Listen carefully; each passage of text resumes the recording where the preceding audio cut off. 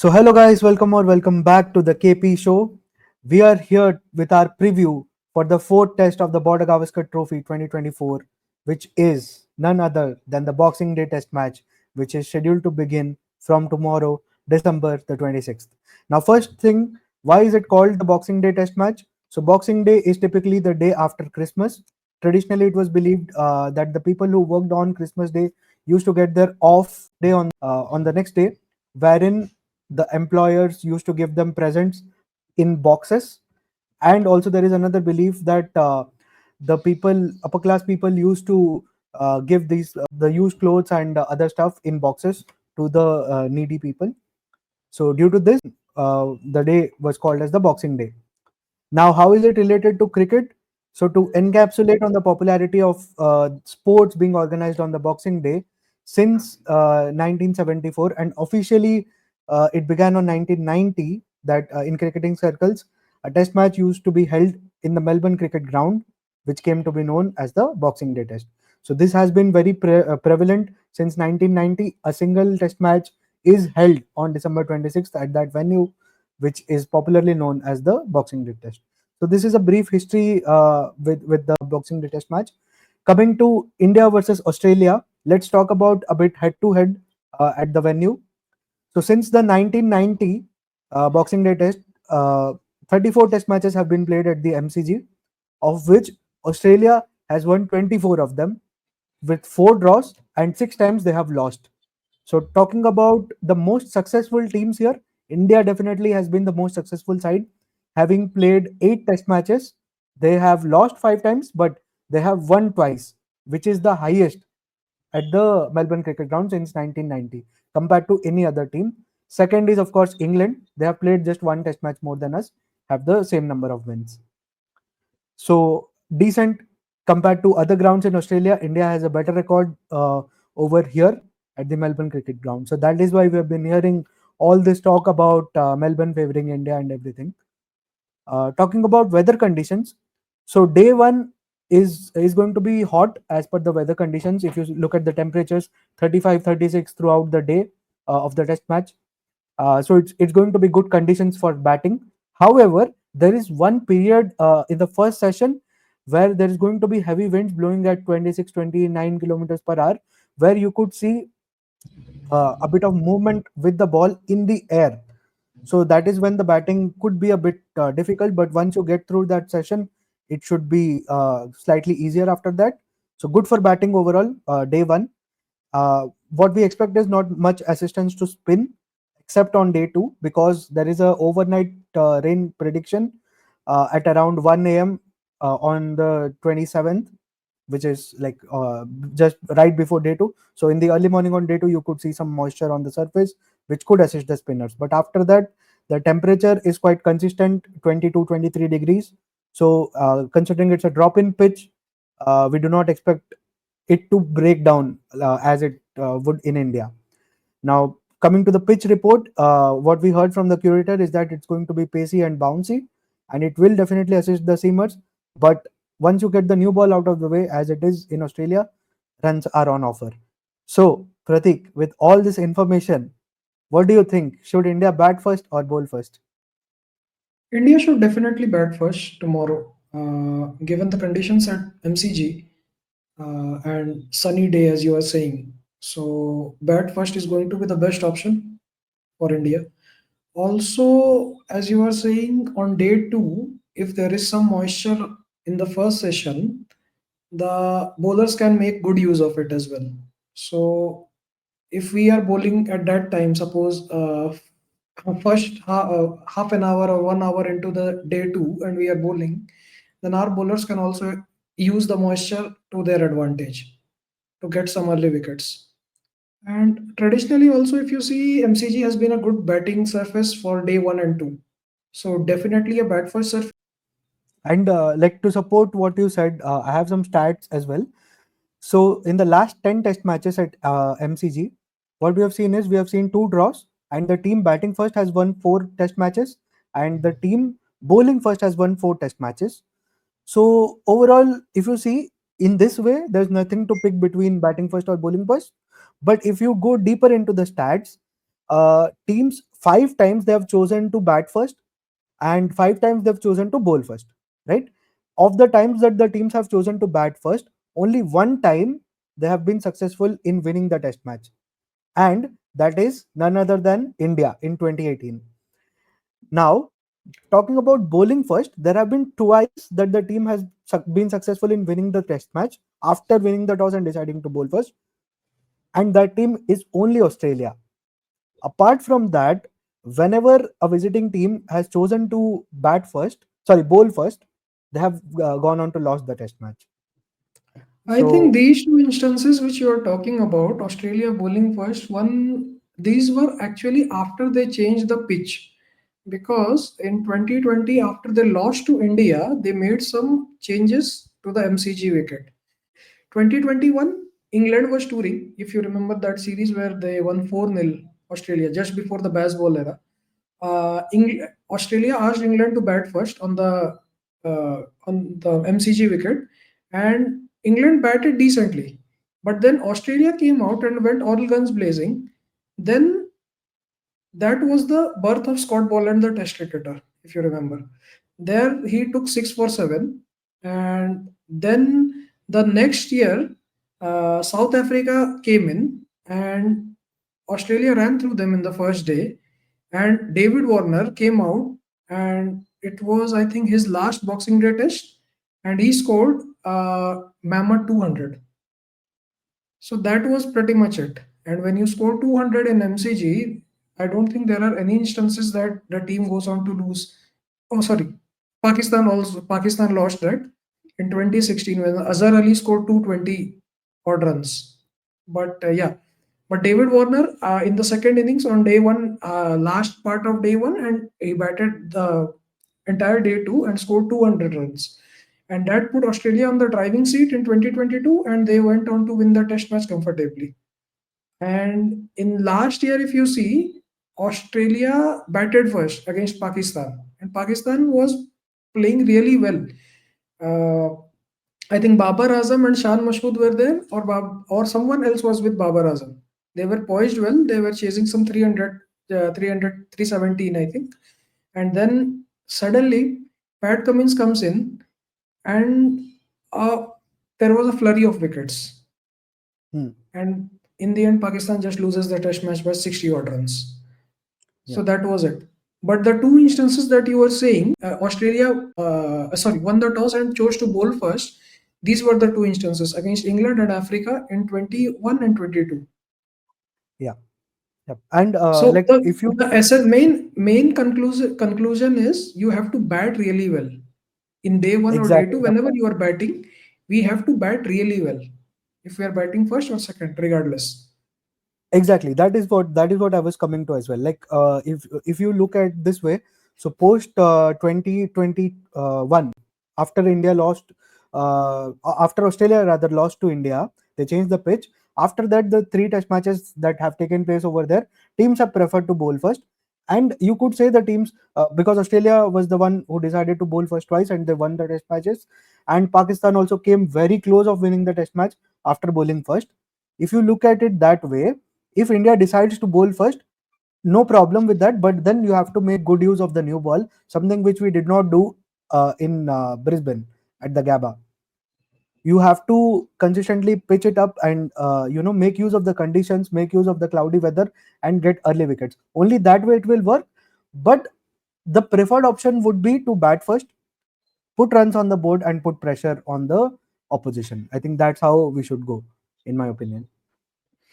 Yeah, we have to bat well, Yeah. and the formula is the same. We have to bat 100 odd overs and score something in that 350 to 400 mark, or even more if possible, and Yeah. that will put us on the driving seat. Whoever bats Definitely. first, and if they score 400 plus, mostly they are going to win this test match. Definitely agreed on that. And that should be our strategy for this game as well. Now, let's talk about which kind of bowlers do you think will be more successful, spinners or pacers? I reckon pacers. At the G, it has always been the pacers, may it be white ball or red ball. It has always been the pacers who do the talking, and I think this ground suits Australian pacers the most after Brisbane. Hmm.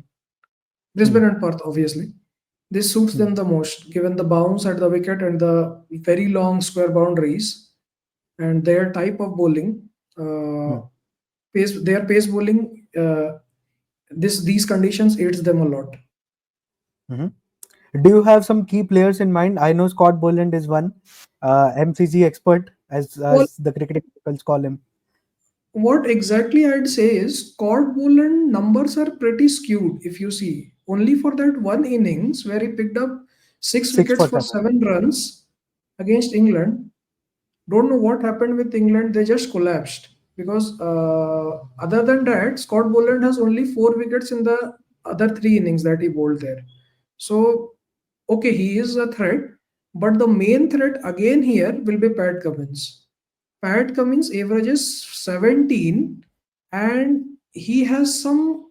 Uh, Pat Cummins averages 17 across 13 innings and has 35 wickets in MCG with a strike rate of 40, which is too impressive for any fast bowler. And again, also Bumrah has very good numbers at the MCG.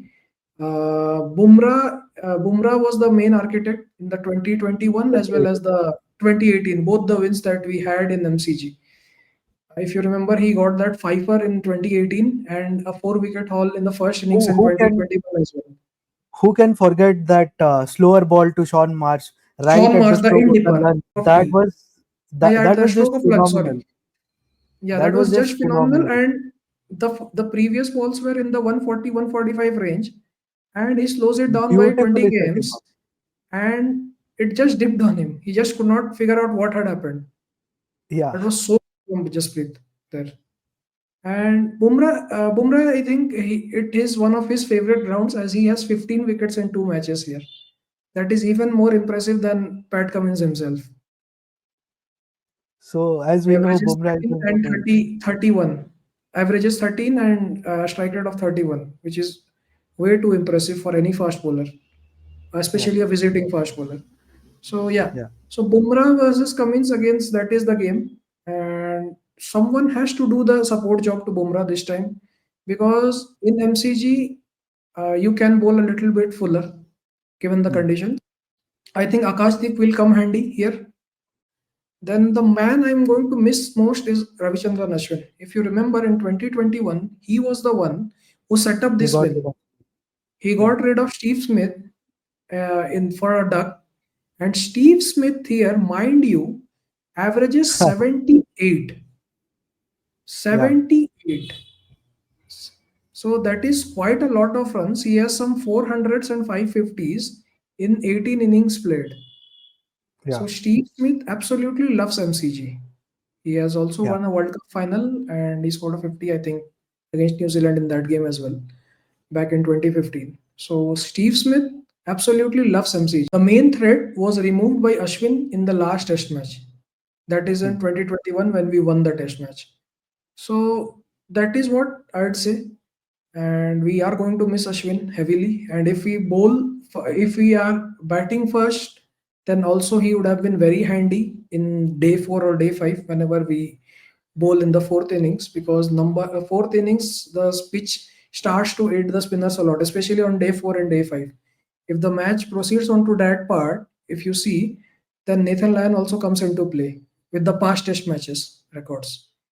He gets wickets mostly on the fourth and the fifth days. So these are my key picks. Also, another man we may not agree that we may miss, that is Ajinkya Rahane. That guy has scored 369 runs across 6 innings in MCG in the last 3 test matches, 14, Yeah. 18, and 21 with 200s. So yeah, he was pivotal in winning the 21 test match as well, 21 Boxing Day test as well. He scored 112 and captained really well the side, which beat Australia. Yeah, I think we definitely do miss him in a way, but I think we have got some quality players in our side, which will who will hopefully ensure that we don't miss him. I'm hedging my bets on Virat Kohli this time on the in Melbourne. I'm definitely hoping that he's going to come good. Even Rohit Sharma has good white ball records at MCG, but not so much in Test cricket. But I'm hedging my bets on these two to come good. Even Jaiswal, we have a quality side. I think the batters should more than be able to, you know, not let us feel that somebody is being missed. So I'm hedging my bets there. Now, Virat, uh, Virat, I think two of his best overseas knocks are from MCG only. One is that yeah, 82 of 51 against Pakistan in 22 World T20 World Cup, and the other one being 169 against Australia in the Boxing Day Test of 2014. Match was drawn, but yeah, Virat. I think that was one of his finest Test match knocks back in the days. But let's see I have what seen, I happens. have seen videos of Virat Kohli asking Harshit Rana and other guys, even Prasid, to bowl him right outside the off stump. He was leaving the ball very well in nets around the fourth, fifth See, stump. these videos come out after every practice session. These videos are coming out after every practice sessions on Twitter or on Instagram. You will see all these posts. But the problem is he gets out in the same fashion again going into the match. Let's see. So I think unless that, this is that going thing, to be something different. it's more of a mindset thing, I believe. It's not And about technique if and you all. see the if you see the exchange between him and Ravichandran Ashwin on social media, Ashwin telling him, "I'm going to be walking out with you to bat at the G." So Virat Kohli is somebody who tends to let these things like get on with him, uh, and in a good way. This is in a good way, which ensures that he performs well. So I'm hedging my bets on him that he's going to come good in this test match. Let's see how he does. Uh, Also, the other guy, Sam Constas, he is going to be an X factor, I believe, because what we have seen from McSweeney and Khwaja was kind of similar, that they play the waiting game. But Sam Constas is going to bring something new to the table, which we have in Yashasvi Jaiswal. So I think Bumrah is going to get the better of him, but it's going to be an interesting game at the top. But yeah, let's move on and let's talk about the playing 11s. So Australia has already announced their playing 11. Two changes. Josh Hazelwood, of course, goes out because of the injury. Scott Boland comes in, and Sam Constas comes in for McSweeney. We already talked about Constas uh, and even Boland as well. Now the interesting part. Let's talk about India's playing 11. Do you want to make any comments about Australia, or are you good? I mean, I was expecting someone like a Bow Webster coming in for Mitchell Marsh as well. Given Mitchell Marsh has not scored many runs in the last two Test matches, and Bow Webster's was in the ranks to make his appearance for the Australian Test team. Also, I was expecting to see Jai Richardson. I mean, I am a big fan of Jai Richardson, as you know, and he has been bowling really well in the domestic circuit for them. And I think with Josh Hazelwood missing, he could have been a great addition instead of Boland. But yes, they have went for Boland given the experience and all. But I felt Jai Richardson should have been a better pick in these conditions. Hmm. That could have been, but I think they went with Boland's record. As you already mentioned, it's a bit skewed, but I think they still went for the X factor in Boland. But let's see if it comes out good for them. But the interesting part here is with India. We are hearing that Washington Sundar might come in place of Nitish Reddy, which is kind of, I would say, look, I'm okay with it, because you see Nitish Reddy, Ravindra Jadeja, you already had two batting all-rounders and only three bowlers. Considering Jadeja doesn't get much help off the surface in Australia, and Nitish also hasn't been bowling very well, it was kind of a burden on the three guys, the three main bowlers, to pick up all the 20 wickets, which was difficult. I mean, regardless of whether Sundar will get help from the conditions or not, I think it's a good mindset that we are going in with a bowler that But we are going uh, with a mindset to pick up can 20 you? wickets. But what wrong has Nitish Reddy done to be dropped? Ideally, Nitish Reddy, in my, if I were making the 11, I would have dropped one of the batters and gone in with a bowler. Considering Nitish Reddy is batting in, Nitish Reddy is playing as a batting all rounder. So if you want batting, include the batter. If you don't want the batting, then include the bowler, I would say. No wrong has been done by Nitish Reddy, but it is what it is, I feel. I mean, he was the top scorer for your team in three of the four innings of the first two test matches. And Yeah. now you proceed to drop him. I It's mean, just speculation, by the way. But what we feel is we might see the same 11 from the last match, but it's all speculation. If you look at this combination, I would feel more confident that we are having a extra bowler. Although although if the you conditions want are no, if you yeah, want an extra bowler, then get in a fast bowler. Why are you getting in a spinner? I have no clue about it. I have no problem with Because the fast bowler.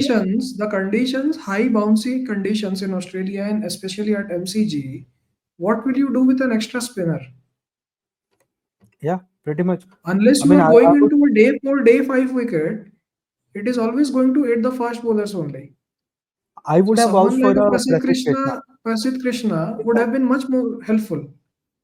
Yeah, And again, the reports, as you are saying, it is like Washington Sundar is coming in for Nitish Reddy. Nitish Reddy has done nothing wrong to lose his place. And also, I read a literally one report of the that Rohit Sharma is back to opening.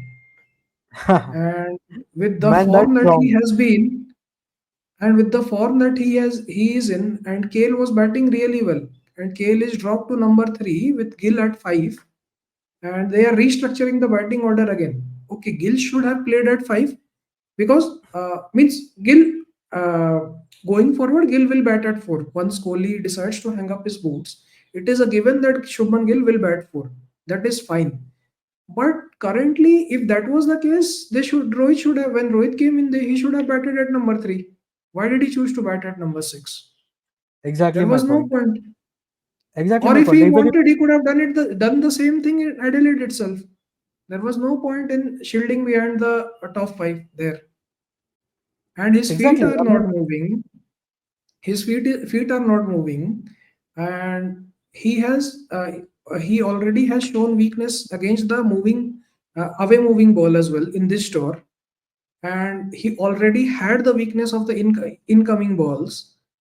I don't know what is the team strategy behind sending Rohit back to the top, especially when he is not in form and KL is in good form. yeah. So three things. Firstly, we talked about again, all of this is purely speculation. So we are talking about speculation. Let's just give this warning to the viewers so that they are aware.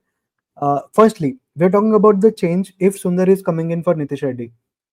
I'm okay with that change because we are going in with the mindset of picking 20 wickets. I would have preferred to have a Prasidh Krishna or even a Harshit Rana for that matter because you need an extra pacer on this surface, not a spinner. That's my first opinion. Now, secondly, the point being, I wouldn't have dropped Nitish Reddy because he is giving me runs. I would have rather dropped a batter, which I think we cannot do because you can't drop a Rohit Sharma because he's the captain. Of course, you cannot drop a Virat Kohli because he's Virat Kohli. You cannot drop Shubman Gill because you are preparing Shubman Gill for the future. I mean, all of this reasoning is something we cannot do anything about it. So, okay, Nitish Reddy is the easy target for them to drop. Understood. Now, second point about Rohit Sharma going to the top. My problem is not that Rohit Sharma will be opening in this test match. My problem is the consistency. My problem is the words that you have given to the entire media. We call that a selfless decision and everything. In the Adelaide test, when you drop down yourself to 5, 6, 7, whatever the number, now KL Rahul has scored another 80 on top of it. The reasoning that we were given at that point was that KL Rahul is doing well at the top. There's no point in disturbing that. Now KL Rahul has done I even better. mean, Why are you I going to mean, drop it? if Rohit wants to bat in the top order, then and Gill should Should bat swap at three. places. Exactly. Exactly. And now if he wants to bat at the top, he should bat at three. If it's about giving Shubman Gill that confidence, if it's about protecting Shubman Gill from the new ball, okay, play Gill at five. Rohit can go to three. I do not want to disturb an already successful opening combination between Jaiswal and Rahul. That is the whole Surely. point that we should. Rahul has been the best batter for India in this series, if you see. He has done all the hard work, all the grind, and why will you change his position? And Yeah. what is the reason behind changing his position? That's what, Because that is the. if it would have been like Rohit Sharma had scored some 500s in the last 10 innings, then it would have been a point as well. He has not even crossed the 10 run mark in most of these innings. In the last Mhm. three innings that he played in Australia, his scores are, yeah, 5, 6, and 10. So I don't see any reason for him to go to the top order. If there is a speculation, there is no smoke without fire, right? So it I'll can tell be. you what the smoke here. Let me tell you what's the smoke here. What we have observed is what I have read from the papers is that uh, like whenever India goes for these practice sessions, generally the order in which the batters come in, it's proper match order.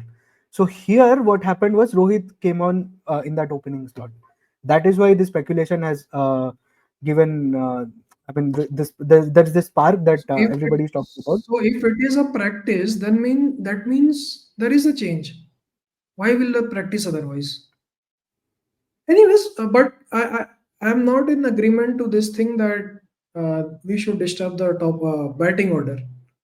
If you want to change, My then the point is only swap should be between Gill and Rohit because Gill that is makes not sense able to to me. hold back. That Gill, actually makes sense to me. If we do swap Gill and Rohit, that's something that I've already suggested. I don't know in which chat or on video. I don't remember, but this is something that I'm okay with because this makes a lot of sense. Because Gill, you shield Gill from the new ball.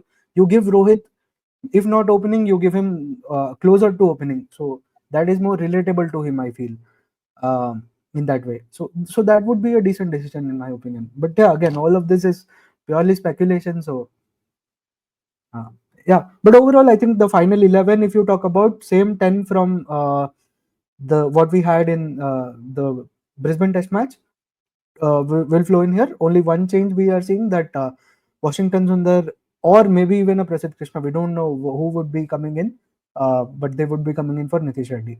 So this is what we hear. So that any is. final comments?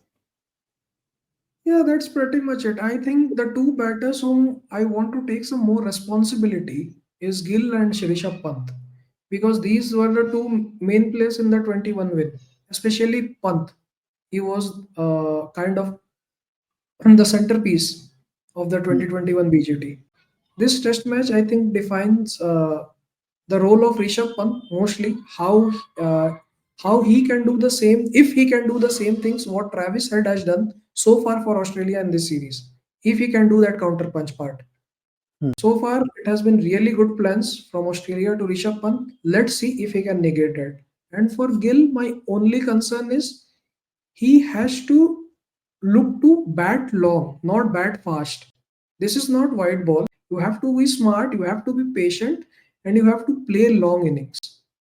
That is why Test match cricket is difficult. You have to Hmm. survive session after session. Plan out your knock accordingly.